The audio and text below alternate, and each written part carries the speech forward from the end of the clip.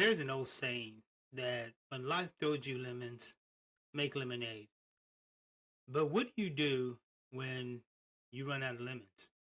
Or what do you do when the lemons you have turn bad? And where do you go to get those lemons to make fresh lemonade? These are just an analogy. And today we're going to sit down and we're going to talk with a gentleman that I've come to know and respect on his journey as becoming a gentleman. Mr. Floyd Bailey with the Society of Ordinary Gentlemen is going to join us today in the Gentleman's Forum, and we're going to discuss his journey. And he has some interesting and some astounding words of advice to pass on to other gentlemen that are or have gone through the same thing. So let's go into the studio and let's sit down and talk with Floyd Bailey from the Society of Ordinary Gentlemen. Welcome to the Gentleman's Forum. Not every conversation needs to be loud. Not every disagreement needs to become hostile. And not every man is interested in spectacle. The Society of Ordinary Gentlemen exists for those who believe that courtesy still matters, that restraint is a strength, and that how one conducts himself, especially when it is inconvenient, is a measure of character. This is not a platform for self-promotion. It is a place for thoughtful discussion, mutual respect, and personal accountability. The Society of Ordinary Gentlemen is an online community with the mission of cultivating modern gentlemen by teaching skills, habits, and mindsets that elevate personal style, communication, health, and lifestyle through community, courses, and mentorship. Membership is open to adults willing to uphold these standards. Welcome to the Gentleman's Forum. My name is Anthony Buntyn, and I am the Managing Director for the Society of Ordinary Gentlemen. This podcast is sponsored by the Society of Ordinary Gentlemen, where are able to come together and to discuss different topics. And today we have the pleasure of having Mr. Floyd Bailey, who is also the Director of Programs for the Society of Ordinary Gentlemen. Floyd, it's great to have you here today. And we've been friends for a little bit, and I've always been fascinated and honored to call you a friend and to have you on the board of directors for the society. So, Floyd, if you can tell us a little bit about yourself. Thank you for inviting me. I appreciate it. I appreciate those kind words. I'm Floyd Bailey. I currently live in Baltimore, Maryland. I'm a single father of 3 children. I was born and raised in Queens, New York. Then I moved with my family to North Carolina, and through life events, it brought me down here. Well, we are definitely glad to have you with us today, and I wanted to personally tell you that it's indeed an honor to have you in the Society of Ordinary Gentlemen and also on the board of the directors for the society. Today, as we get to discussing things, I want to get your opinion and some takes on different things. I know you've been with the society for quite some time, and if you can, just try to tell our listeners what your experience has been with the Society of Ordinary Gentlemen. I remember when society started, I was one of the first members who started with, and it basically was a group where we men can believe in traditional values, how we can not just follow the herd, but actually be ourselves and bring classic masculinity back. We stay true to our beliefs, whatever that may be, but most of all, staying true to ourselves as gentlemen and conducting ourselves in a civilized manner in society. And, that is a rare thing nowadays, and I know that when I first joined the society and I started seeing how the men in the society were. I mean, these weren't just men that were gentlemen because of the style of clothes that they wore. These were men that are dedicated. They're living the lives of being gentlemen, and that's what drew me to wanting to be a member of the society. And having been a part of this, it encouraged me to want to be more active in the society. And I was blessed and asked to to be the managing director for the society. And, me and Stephen Arnold, the CEO for the society, we started coming together and we wanted to make this society a structured organization, and in doing so we wanted to have a constitution and have a board of directors, and during this process and we started looking at different positions on the board and stuff, and it was my desire, and I spoke to Stephen about it, and I was like, I've seen how you are. I've seen the involvement you have and the passion you have for society. And I was like, what better person to be the on the director of programs than for you to be a part of it? We are so happy and honored to have you on the board.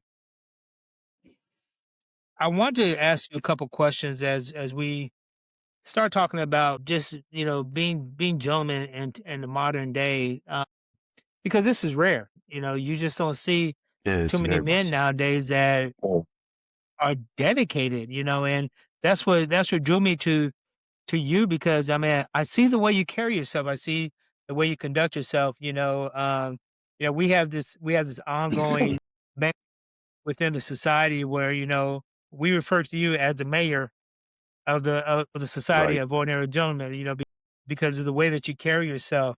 What does masculinity or being a man mean to you in today's world? It's a mindset. You have a lot of female energy and you have masculine energy. And I feel the male energy it's what offsets the females. I mean, in order for this world to work, you need to have both energies come together and understand each other. But to be masculine is, I feel, staying true to your roots, staying grounded, doing things with authority, and staying behind what you mean. And that is such a rare quality that we see in men today. One thing I like about the society is you don't see or hear men that are intimidated about telling another man, man, you look nice today or you look sharp today. You know, that does not lessen your masculinity. And in my opinion, it actually strengthens your masculinity, that you're securing yourself, that you can tell another man that, hey, I like the way you look. I like that suit. I like that haircut, and like you said, it's a balance, and to understand that balance and to be able to cultivate your masculinity, because that the feminine side is what gives us the compassion towards our fellow man, correct? Yes, honestly, when I started my gentleman's journey, which is about 3 years ago, um, I have a very masculine energy. But for that, I also felt that in order to be a man, I had to treat myself like a junkyard dog. But that's not the case. I mean, now I get pedicures, I wear cologne all the time. It's being masculine is also taking care of yourself, personal hygiene, how you conduct yourself, polishing your shoes, ironing your shirts. It's a certain upkeep that you have to keep up. It's not just male energy, and you're not a dog, you're not an animal, you're a human being. And you should be treated as such. And I feel a lot of people You in know society do not get. I'm sorry. No, go ahead, sir. I was saying in society, a lot of men or a lot of people, I feel, just in general, are not respected because we have lost the traditional values that we've had I think in the 50s and the 60s. The traditional male has gone down a very slippery slope to where now you have all these genders, you have he, she, it, all these definitions of the alphabet. And I don't believe in it. I believe that there's male and female. And it's interesting that you say that, because I agree with you. As growing up, and I had this mindset that, in order to be considered a man, as you stated previously, that you have to be hard. You had to, if you walked around, you couldn't show any type of facial expression. You couldn't, you know, the smell of sweat was what made you a man. You know, and like you said, it was considered as far as me growing up, and I'm sure probably you too, that it was almost taboo that for a man to go get a pedicure or for a man to put on cologne, we had that mindset that it would make us less of a man. And actually, Yes, it's just the opposite. He said to be able to take care of yourself and to represent yourself in a gentleman quality. And you're also correct. The 40s, the 50s, the 60s, even the early 70s, where when men dressed like men, they wore slacks, they wore suits. yes, The yeah, fedoras. In the early '70s, yeah, they started getting into wearing jeans and stuff. But even then, they might have had a pair of jeans on, but they had on a dress shirt or a button-down shirt. Nowadays, it's that's gotten correct. to where the is sweatpants, slider shoes, Crocs, and it's so refreshing to hear somebody like you discuss this and to you got young men that will look at you and say, "Man, I mean, that man, he's well put together. He looks tough. And then when they see how well dressed you are and the way you conduct yourself, it is hard for these young men to even fathom the idea of that being a well put together man has nothing to do with walking around tough. It has nothing to do with smelling like sweat. Like you said, we're not animals, you know. It's just refreshing to hear you say that. Uh, when we talk about role models, who was your first role model that you could say that helped you with a healthy relationship or to be a leader? By far, my father, the role model Um, that I had was my father. My mother passed away when I was 6 years old, and so it was me and my little brother left in the house, and my mother's mother. And my father worked 3 jobs to support us, so life wouldn't change. Of course, he wasn't around more, but he did what he could so we didn't have less than. So I think a big factor of me having such masculine energy is that I was raised by a single father. Um, it's interesting point that you being raised by a single parent in a household because so many people nowadays they look at a single parent household as dysfunctional, as not a good environment. But in your case, it was just the opposite. Your dad worked 3 jobs to provide for your family, uh, to make your family stable, but in doing so, he also taught you the value of hard work and dedication, and providing for a family. And that's why when I hear people say, um, uh, being a single parent is not conducive to healthy. No, it has to do with the mindset of the parent and how they're raising their children. There are many famous people. There are many well-known people that come from single family homes, and I was blessed. I had both my parents in my family, but that doesn't make me any better than you. It doesn't make me any less than you. But I do admire the fact that because your dad stepped up and provided and gave you that firm foundation, that lets other people know that, just because you're in a single family home does not mean that you can't exceed and excel in life. And you're the prime example of this. But I think it's also the morals of that person. I mean, my father, yes, he did raise us singly, but my grandmother, my mother's mother, lived with us at the time when my mother passed. She lived with us until her death. When my mother passed, she was in her 80s. My grandmother died at 92 when I was 14, and she stayed there the whole entire time to take care of us. This isn't my father's grandmother. This isn't my father's mother. This is my mother's mother. So my Okay. father stayed in the house. He paid for everything and, he worked all those jobs and he supported me, my little brother. I do have an older sister, but she moved out by then, and my mother's mother until her death. So I think a big part And of being a the, man is having morals and knowing what's right is right. sure. And this is something that has carried you into your adulthood, the memories and the upbringing that you have, which brings me to another question. Is that how would you hope people would remember you after you're gone? I mean, you talk about how your dad was your role model. How would you hope that people would remember you? I wish that people will remember me by someone who stuck to his morals, someone who can admit when he's wrong. I never come off cocky because I say you need to always remain teachable. I think a lot of people think they have this whole world figured out, and that will ruin you. Agree. If I you agree. feel you have all the answers, you're not going to be able to navigate this life because everything constantly evolves, everything changes. So you have to be able to adapt as well as staying true to yourself.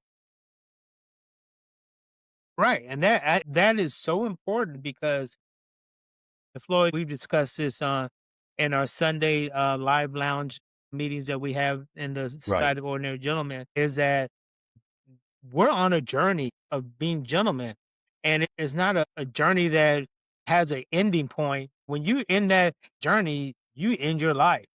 Like you said, this journey that we're on is a ever evolving journey because, like you said, there's so many variables that will come to play in life, and so that is a good attitude to have as one to be remembered as somebody that had integrity, somebody that was willing to stand in the gap and help others.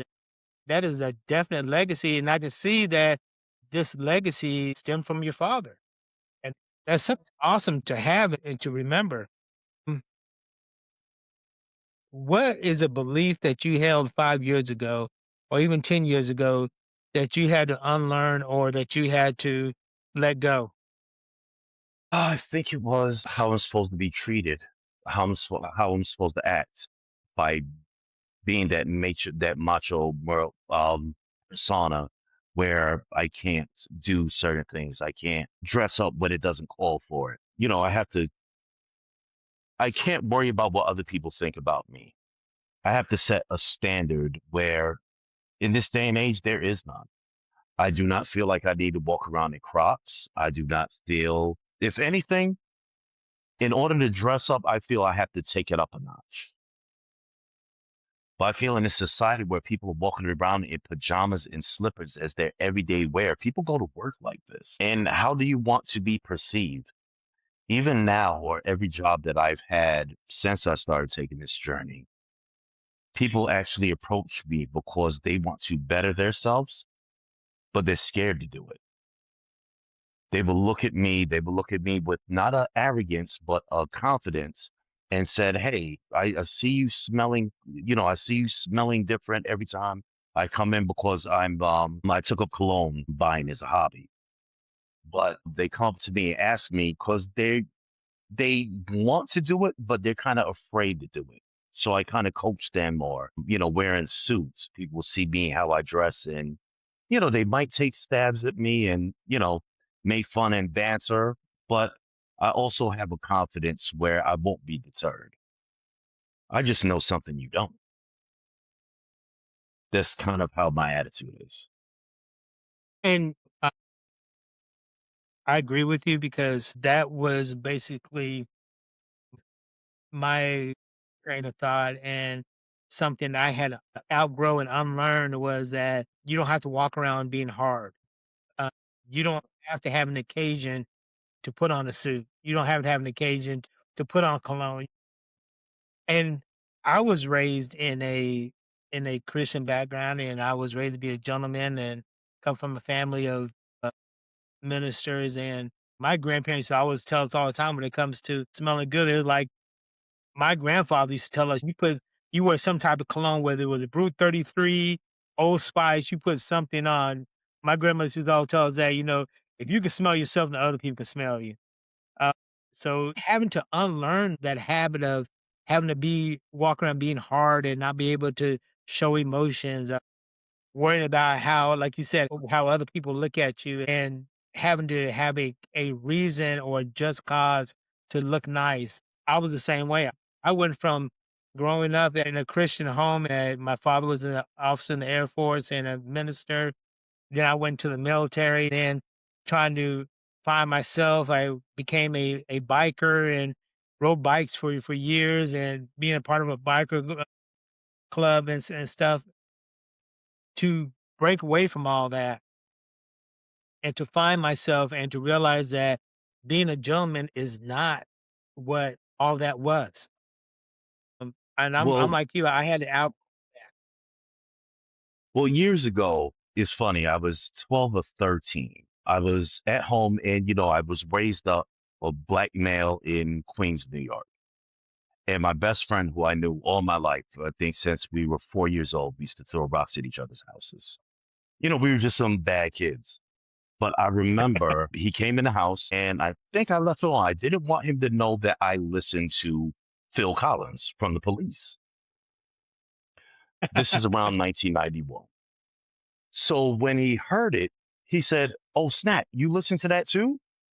Like we're under the persona that we should only listen to Tribe Called Quest and Wu-Tang Clan, things of that nature. But we both here it is. This we listen to alternative music. We watch 90210. So that whole stigma of being who you supposed to be for society is there's other people like you that they might not say it, but people are thinking along the same lines as you. You don't have to be what society tells you you have to be. And having said that, this goes back to the whole purpose of the Society of Ordinary Gentlemen, because, like you said, there are others out here like us who feel the same way, and but have been afraid to show it publicly because they felt they were alone and they were outcasts. And this society is designed to let men know that yes, you are not alone out here on this journey. That there are other men like you. And it's funny that you say that because growing up, I used to love to listen to the Eagles and Mhm. Barry Manilow Alan and Parsons Project and all these things like things that that. sure, sure. But we were under the impression growing up, and me and you were that, like you said, you had to listen to, uh, you know, uh, whether it was Wu Tang Clan or Public Or I'll be Enemy less or tempted. exactly, exactly. So this is interesting because just in talking to you, I realized that my journey and my stride is basically no different than yours was. Mhm. Here we are in different parts of the country, but yeah, we still have this. We were still fighting this same struggle that each of us have, and it's just amazing that I'm right now. I feel comfortable and knowing that what I was going through, I wasn't a freak of nature. I'm the only one going through that, and that's great. Having said that, how would you classify or how would you structure your day that helps you maintain a healthy a work life and a healthy balance in your day to day? How did your day look for you? My thing, my things are simple. I mean, I definitely disconnect. I have my work life and I have my home life. I try not to bring my work home ever. I mean, if I was working over and I had to do extra hours like I had in the past, I would stay in my office and do what I had to do, or because I was a manager of a service company, or I would go to the warehouse and work and fix machines. But I would never kind of bring that stuff home. I learned that in the society once I started doing that. I started to leave the work stuff at work. I try not to answer the phone on the weekends. I'll try to dedicate what time I have to my family or just by myself if I was alone. And we'll get into why that happened. But work needs to stay at work, home needs to stay at home. And there needs to be some kind of for me, definite divide in the two. I'm at home, no work, unless it's for the home. And that is so important because I myself, being a business owner and um, trying to grow a business and stuff, I'm like you, it took me coming to the society understand and to realize that even now when I get home, I take my cell phone. When I get home, like I said, I leave work at work. I used to come home, bring work home Yes, me and too. have my phone by me, 24/7. Go to bed, it's beside me in the living room or in the den watching TV. My phone is right there, constantly picking it up, checking email, looking for texts. And Yes, it exactly. wasn't until into society that I've come to realize that, like you said, you got to separate work from home. And now when I get home, I'll have my phone with me for a short period of time, maybe about 30 minutes after I get home. But at when it gets close to dinner, I would take my phone, I would put it on silence, on night ring, and I would take it and put it in my office. And it will stay in my office until the next day when I get up to go to work. And I even used to, I wake up middle of the night, grab my phone, looking, checking for Yeah. emails or texts and stuff. As soon as I woke up in the morning, um, before I even prayed, before I even read, did the devotional, before I even went to go work out, my first thing to do was to grab my phone. And I had to break away from that. And being in society has helped me do that because, like you said, work is work and home is home. And I had to learn how to separate those 2. I had to learn how to get away from that. My problem is home life was not good. So in order to keep my mind straight, I submerged myself in work. So my Mhm. lines got blurry. So I was constantly, I did not, I was home and I wasn't appreciated. So for that, I Right. submerged myself in work. I felt that I was respected at work. So this is where I'm going to put my energy. And that's And, actually a wrong thing. Once I realized what I was doing and I joined the society, I actually still left work at work during work hours. But instead of doing that, I hit the gym and made that my outlet instead of submerging myself in work. And that separated the balance. and it's interesting that you say that because it makes you wonder how many other men are doing that same thing, are in Billiards, a trust me. relate yeah, they're in a relationship or they're in a marriage or what have you, and it is like you said, it's not a healthy, home environment, so their recourse is to bring their work home because like you said, because that job is their only gratification. They're not getting gratification from home. So, like you said, so that gratification works, so they are bringing their work home. And like you said, I'm sure that, like you said, there's millions of men out there that are doing this. And because they don't have a hobby, they don't have another avenue, another channel, Outlet. like you said, yeah, an outlet to get away from that. And I was just as guilty of that as well. So I noticed that you're a well kept gentleman. What is your morning routine like? Night before, I'll set up my clothes. More likely, I might deter from it, but at least I have a general basis of what I'm going to wear. I keep everything in the same spot: wallet, keys, watch, phone, earpiece. I keep everything together in one spot. I'll wake up, use the bathroom, take my medicine, shower, come in, get dressed, I call them, I think everybody calls them EBCs, everyday carries. Yes. So that's things like my watch, my wallet. Don't have it on me now, surprisingly, but I carry a pocket knife everywhere. My phone, I keep my phone on a clip on my hip. And I'm the same way every day. I try to keep order and structure. That way, if something's out of place, I would know something's missing, something's wrong. So, But it's kind of that having same. said I'm sorry, you're saying? having said that, I'm the same way. I used to rush around because I didn't lay my clothes out the day before. I never had everything in the same spot. And part of this journey that we're on taught me to be prepared and like you said, to get your things ready for the next day. And having your everyday carry stuff in the same place. And since I started doing that, I find myself not in a rush like I used to be, running around Hmm. with a chicken with a head cut off, or trying to find your keys, trying to find your watch, trying to find this, and already have things laid out for the next day, what you're gonna wear, and the everything structured so where you're not in a rush.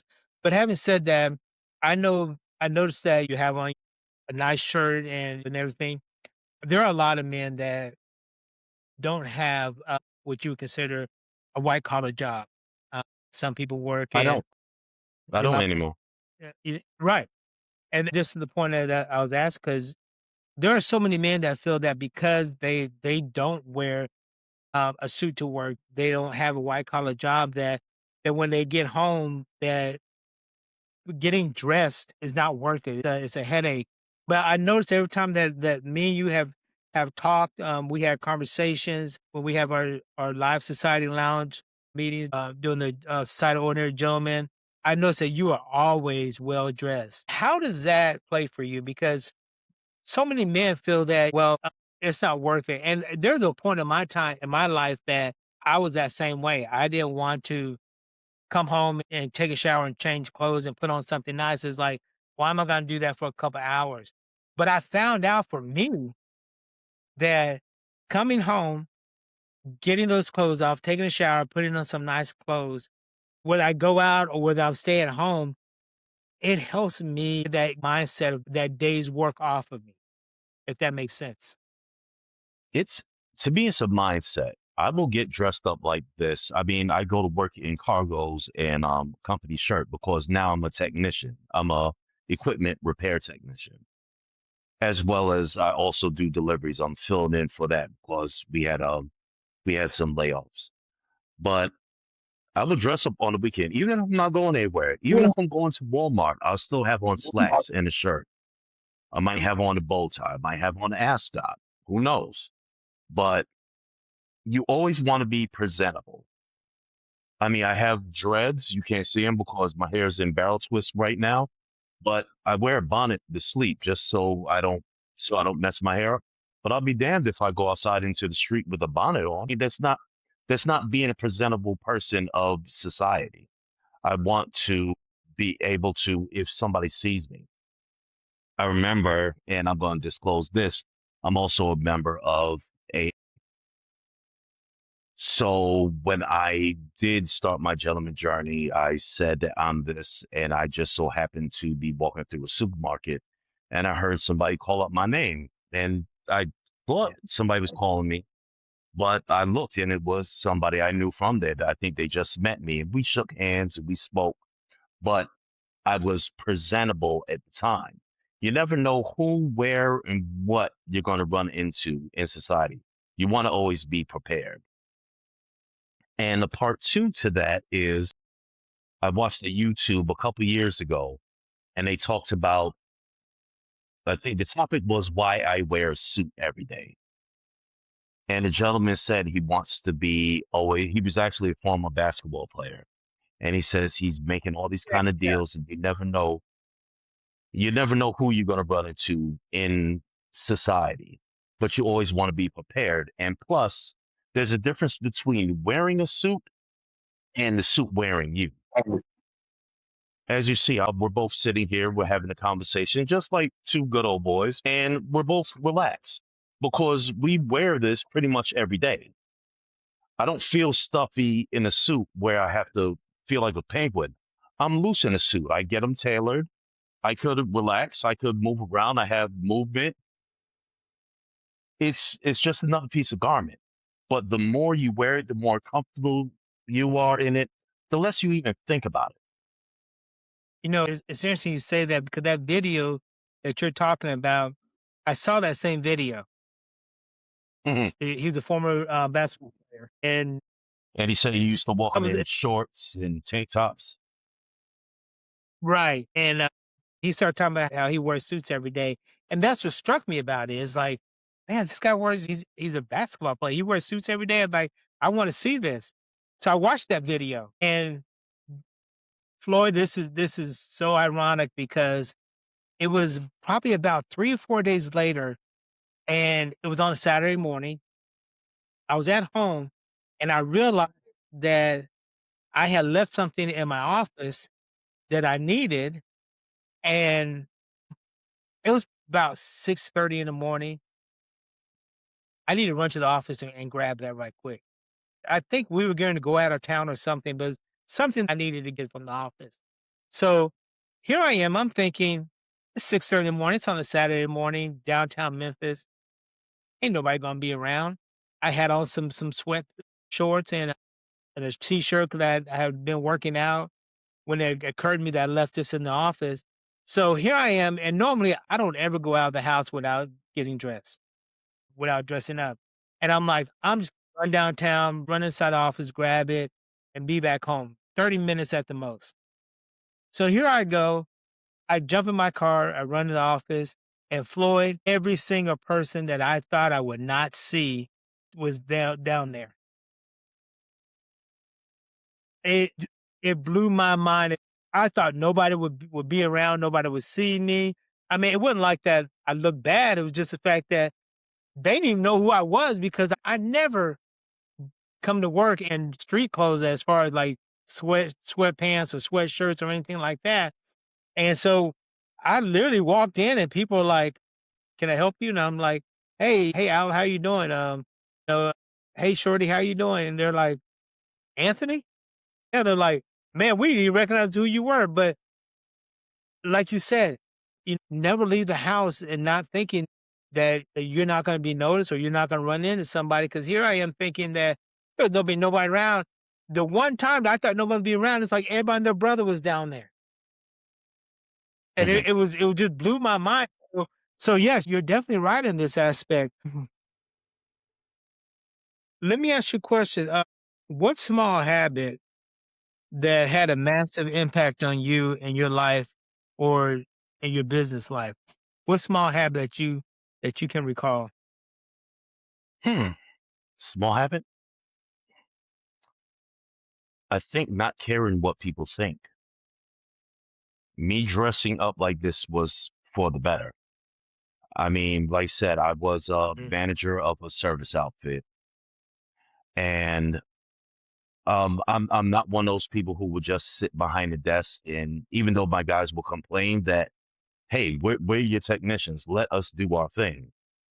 You just go somewhere, like go to a meeting or something. Like let us, even if the work piles up, let us do our jobs.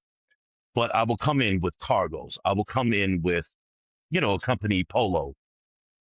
And I remember seeing somebody in the lobby. I think she was interviewing for a job. And I said, good luck. And she wound up getting the job. But she said when she met me, just that interaction, she thought I was the janitor because I had about 50 keys on my side, like bookmen from Good Times. I'm a person, I'm the kind of leader that I'm not just going to steer the ship, I'm going to help my guys row the ship. So if I have to go fix something, I'm going to go fix it. So I always wear polos. I mean, I always wear cargos and a company polo. But then I stopped and I said, let me start dressing more professionally. Let me start coming in the suits that I wear on the weekend. Why can't I wear it to work? Even though it was very business and formal. But still, why shouldn't set the standard? And the owner loved it. And I'm telling you how far I went with that company. I actually, not only did I make manager after COVID, they opened a second facility, which was going to be my facility until I got terminated for something, but it's beyond my control. But I started dressing the standard. It was even to the point where we were having a meeting and we had this guy come in. I think we had this people come in to do a tour for Kaizen, which is like a Japanese troubleshooting thing.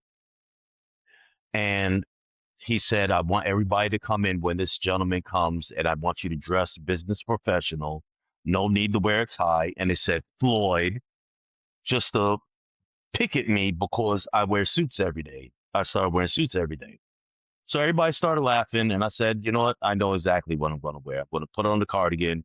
I'm going to put on a knitted top. I'm still going to show y'all up because I'm not wearing this for y'all actually wear this for myself. I wear cologne for myself because it makes me feel good. It makes me to know that I am being the best version of Floyd I could be. And when I experienced the same type of thing, being that intentional, and it was difficult for me in the beginning because I always felt that I was being stared at and people were watching me. And when you make that transition from, like you said, from dressing like everybody else to wearing nice things, most people think that you're going to court or you're going to a funeral or you're going to a wedding or you're going to some type. They do not understand that you're just dressing up because you want to look nice and because you're dressing up for you. You're not dressing up for anybody else. And I had to get past that myself of not worrying and not when I say not caring, it's not that you don't care, it's the fact that you care more about who you are and not what other people think about you. Right. I got divorced last year. So September, I was at the courthouse waiting for the verdict on how things were going to go. And I got there early. I got there because to me, you have to be punctual. So I got there, think court was 9 o'clock. I was there 8:30. So I'm sitting upstairs outside the courthouse door, and guy walks up to me, young Spanish dude, and he says, "Can you help me with this?" And it was his tie. That's all right. Well, I'm still learning to do ties and different knots, but he said yours looks a lot better than mine. So I helped him out, and we did the tie and everything. He said, "Oh, great." He said, "Are you here for a case?" I said, "Yeah, I'm actually getting divorced. I'm here for the verdict." He's like, "Oh, really? Thought you were a lawyer."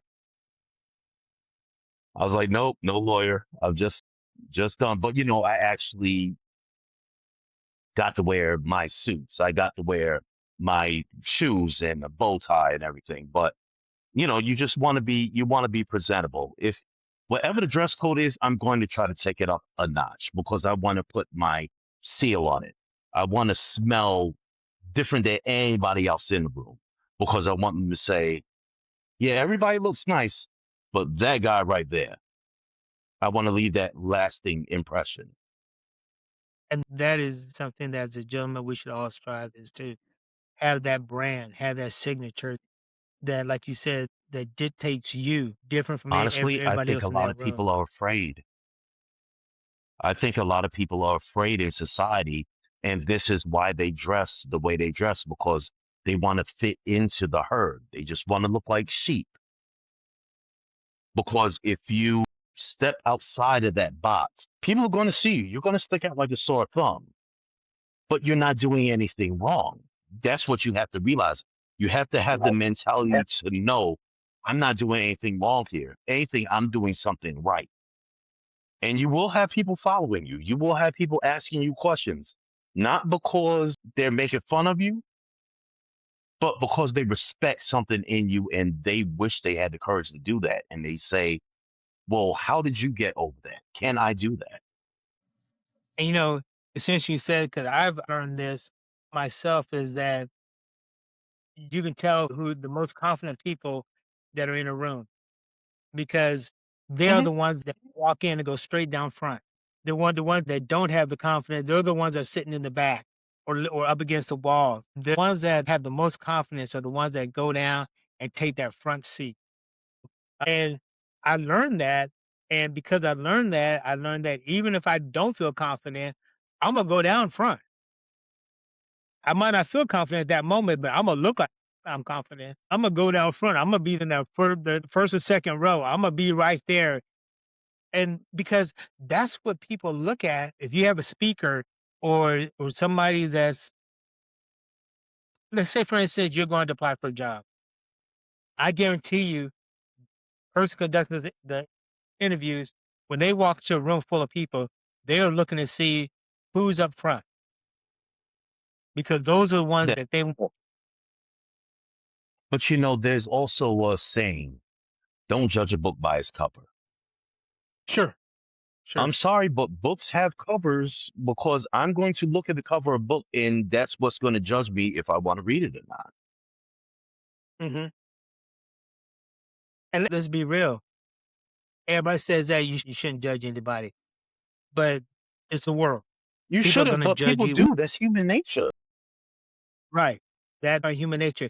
And so therefore, you should always look your best. You should always be your best, especially when you don't think anybody's watching because somebody is watching. You're watching, but why wouldn't you want to be the best version of yourself for you? Exactly. Exactly. Why not? You are the most important person to you. Exactly. I agree 100%. And having said that, let me ask you a question. In a world that's becoming increasingly casual, what modern day etiquette or etiquette rule that you think is most important to maintain? Never breaking your principles. Standing behind your morals and never breaking your principles. I agree. I'm gonna tell you, I went through it with my management job. This was I don't might get a lot of slack for this, but during COVID, when the vaccines came out, I was against it. And I just newly got that position. I've been in that job for 10 years. The owner of the company came at me and wanted me to get the vaccine because we handle a lot of government accounts, and I refused. But to me, in this life, there's everything's a transaction. So for this transaction that he wanted me to get this, what I would call a medical procedure, either I was going to sell him on a reason that I'm not doing it, or he's going to sell me on a reason on why I should get it. Now, when I'm telling you, he threatened my job because he's the owner of the company. He threatened my job. He removed me from my office, which I just got that I fought 7 years to get, and told me I had to work in a warehouse. And to me, that was great. Hey, I'm used to working on machines anyway. And now the customer service team is not coming bothering me constantly. Like this is great for me. But whatever he did to try to push me, I stayed on my morals. And I think that made him respect me more. I never wind up getting it, but he said to himself, this is just me thinking, with my knowledge, if I get rid of him, he's going to go to competitor. Do I really want him on the ops team or do I want him on my team? Because I battled him and I lost. I stuck to my You know, gun, I stuck to my morals, I stuck to my principles, and I won. and it's interesting that you said that because that was exactly going to be my next question was what decision that scared you but you made it anyway because it was the right thing to do. And you just answered that question. Yeah, I got another one for that. Um, being in a being in a family where my mother passed, and my parents were I have I have a 14-year-old sister and a 3-year younger brother, all by the same mother and father. I'm a junior. So when my mother passed when I was little, I said I always wanted that kind of relationship that I hear the block talk about, that my family talk about. Your mother and father loved each other so much. So I went looking for that, and had a marriage. I stayed in the marriage for 20 years. Things happen in the marriage. A lot of things on both cases, not just hers, but mine also. But I decided, as much as I didn't want to get divorced, their marriage should be forever, I decided to file for divorce because I wasn't happy. I was living in as a shell of myself. I was living in the basement. I had it in my head that I'm just staying for the kids. I'm just going to be here. If I stay down here and away from her, we're going to have mutual respect. And it didn't work. It didn't work. The fights got worse. And eventually I said, I need to get out of this unhealthy relationship because it's not fair. I'm a prisoner in my own home.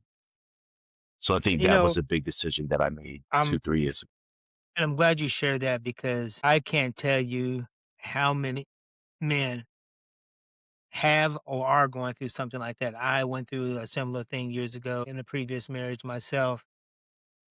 You know, I didn't know that. yes, and having that mindset, everybody's scared of you know taking that step of what's going to happen about being by yourself, or how is this going to play out living wise, work wise.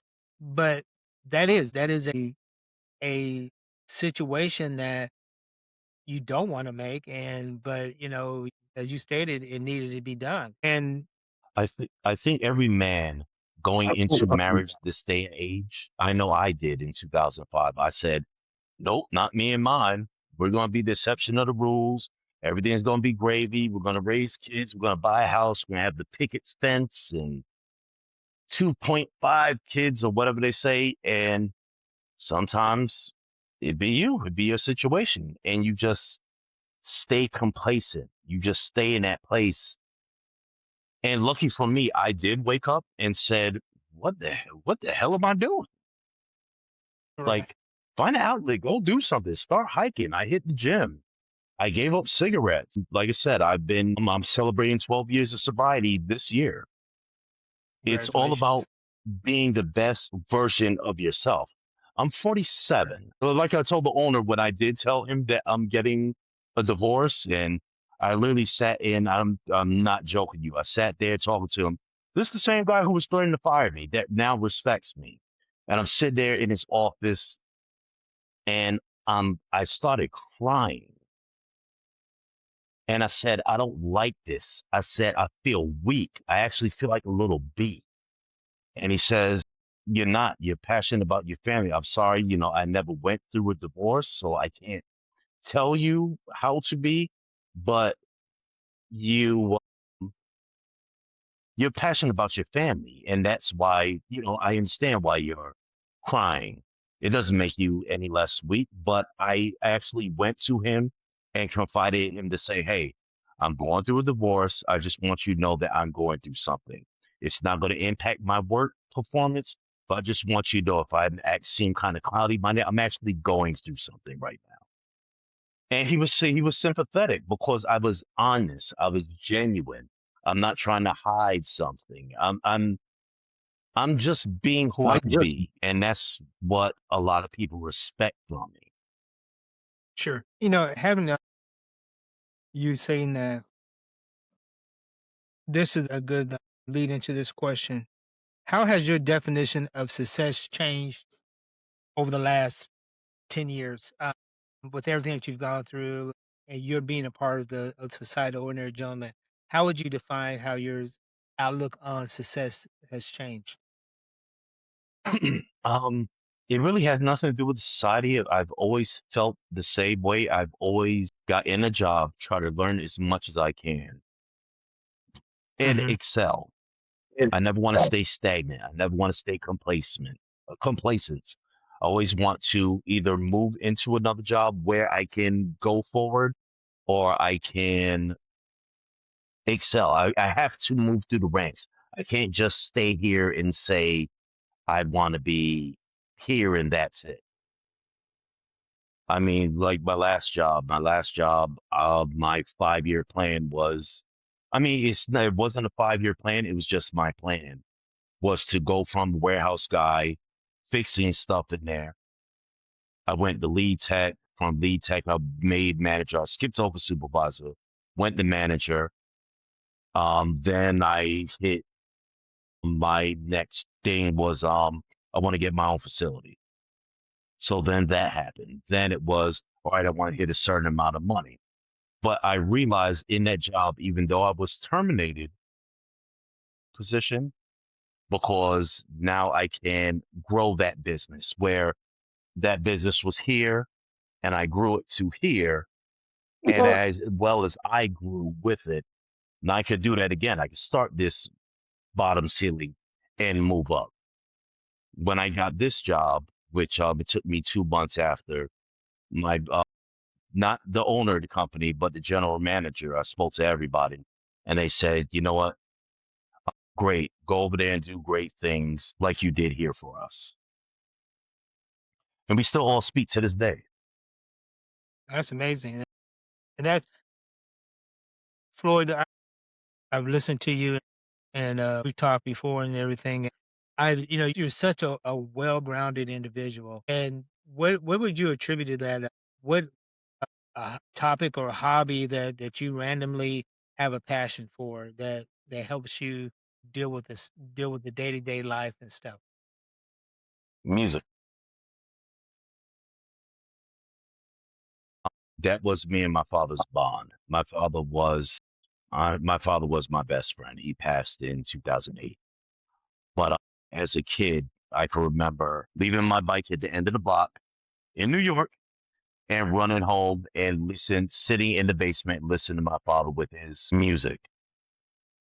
And I'm talking Isaac Hayes, Al Green, Stephanie Mills, all the things like that. Being my sister was so much older, when I was born, my father was 43. So I have a very old soul. So I inherited all that stuff from him. The Moran stereo system, all the records. I have my own collection of CDs where my brother told me my father used to come upstairs and to my bedroom to try to take his records back. And he'll notice I'll have the same things, but I'll have the same albums, but they're on CD. And it's kind of like a proud moment for him because he's like, all right, the kid, I got good taste. New Year's Day, my son was doing the same thing. He was upstairs playing his music. I'm downstairs playing mine. And I'm listening to this alternative music. I mean, maybe not Johnny Cash like I listen to, stuff like that, but he's playing Fleetwood Mac and stuff like that. And I'm like, all right, I did good. But You know, music is a stress reliever for me, big time. All kinds of genres. and I'm the same way. Matter of fact, me and you had this conversation one Sunday during the live lounge, and we're talking about vinyl records. And right behind me, I have a record player, and I have one in my living room, and that's kind of like my outlet too. I guess I'm stuck in the old stuff because I love Motown. I love music.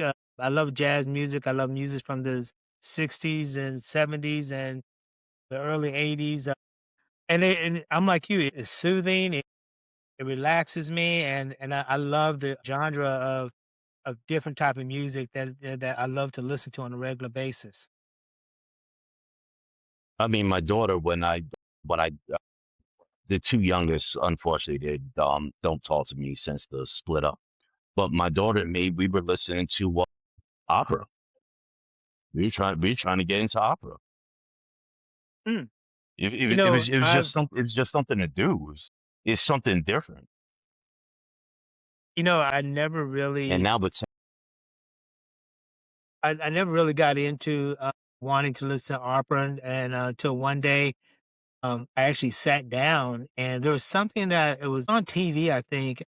I was changing and but the the tone and the words kinda got my attention. I stopped and just started listening to it, and I was like, "This is really interesting." And, it really caught my attention. I started listening to it, and now I like to listen to opera, is having that ability to appreciate music, not for the words, but just, for the lyrics and the sound and the quality and stuff, whether it's country, whether it's jazz, whether it's classical. I think that makes a man a well-rounded person. I years ago, it was around 2000. I remember because I had a Honda Civic. It's like right before Fast and the Furious came out. I remember I was talking to this girl. Actually, I was working with her, and she was sitting in my car, and I was playing Isaac Hayes' "I Stand Accused," and it had the whole monologue about the guy rapping to the girl about being together. And she said, "What are you listening to?" I was like, I can't even explain it. Like, you just don't know nothing about it. Don't worry. I know. I know what it is. You know, Floyd, it has been a pleasure to sit down and talk to you this evening on the podcast and to discuss a lot of things that I think a lot of our listeners, a lot of gentlemen that are going through or have gone through.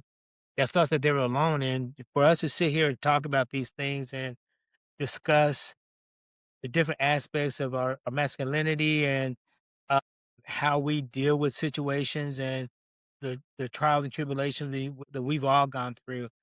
I think that you've helped a lot of men today just listening to you. And I want to thank you for coming on to the Gentlemen's Forum. And I want to thank you for being an active member in the Society of Ordinary Gentlemen and being on the board of directors of as the program director.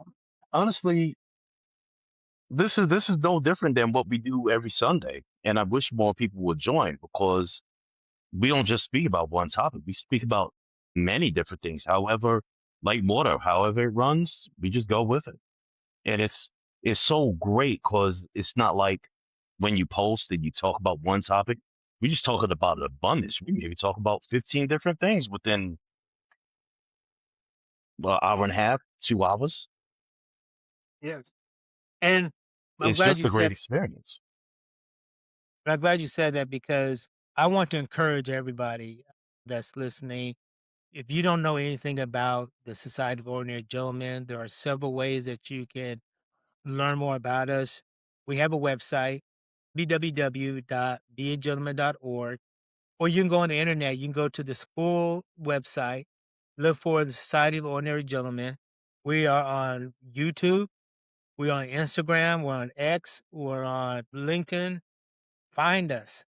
I Yeah. promise you, if you are looking for a place that you feel that you can fit in, and you want to grow and learn and about being a gentleman, becoming. Let me tell you something. There are so many men in this society that have a wealth of knowledge and are willing and able to help you get on your journey.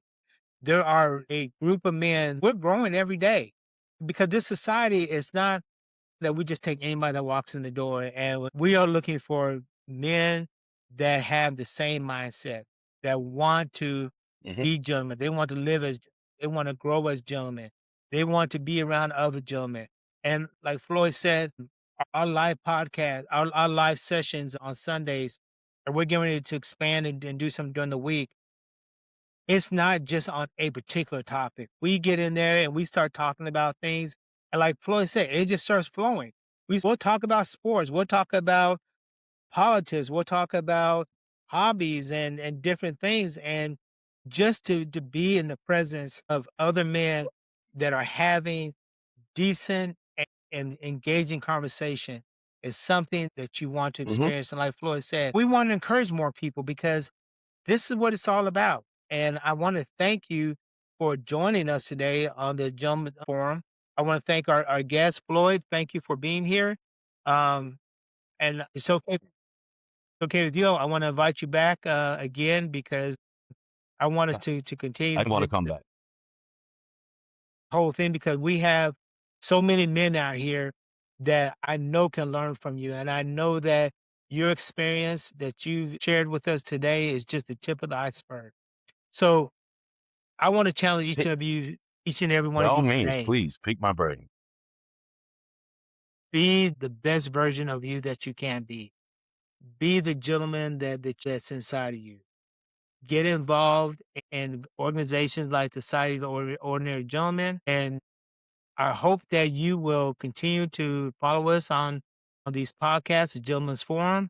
I hope that you would join us in the Society of Ordinary Gentlemen. And I challenge you to take the time, spend time for yourself, get to know yourself, get to know the men that are around you, surround yourself with positive men doing positive things. And we'll see you next time on the Gentlemen's Forum. Thank you. Be blessed and have a good one. Thank